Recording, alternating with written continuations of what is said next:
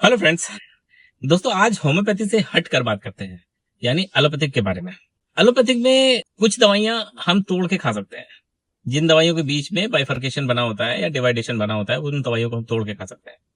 लेकिन कुछ टैबलेट्स ऐसी होती हैं जिनमें आपने देखा होगा एसआर लिखा होता है, यानी सस्टेन रिलीज या स्लो रिलीज वाली टैबलेट्स होती है।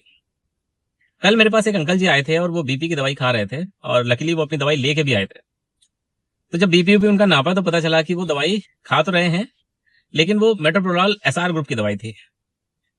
तो बाद में जब इंक्वायरी करी तो पता चला कि वो टैबलेट आधी खा रहे थे। तो उससे क्या हो रहा था, तो जब एसआर टैबलेट्स आप यानी सस्टेन रिलीज वाली टैबलेट्स अगर आप आधी करके खाते हैं, तो उस केस में टैबलेट जो है वो जल्दी पेट में घुल जाती है, और जबकि उसको स्लो डाइजेशन होना था, यानी उसको स्लो रिलीज करनी थी दवाई। लेकिन आपने टैबलेट तोड़ दी तो उसके ऊपर की जो एक कोटिंग होती है, जिसकी वजह से वो टैबलेट स्लोली डिजोल्व होती है, स्लोली अपना मेडिकेशन रिलीज करती है, वो एकदम से रिलीज कर देती है। तो दवाई खाने के बाद आपका सडन सिम्टम डिसअपियर हो सकता है, यानी अगर आप बीपी के लिए दवाई खा रहे हैं तो दवाई खाने के तुरंत बाद आपका ब्लड प्रेशर डाउन हो सकता है।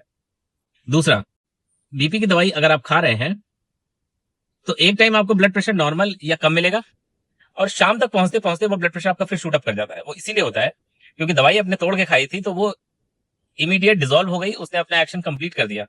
अब शाम तक वो दवाई बची ही नहीं पेट में, या जो सीरम में जानी चाहिए थी वो पहुंची ही नहीं, तो आपका ब्लड प्रेशर कैसे डाउन होगा।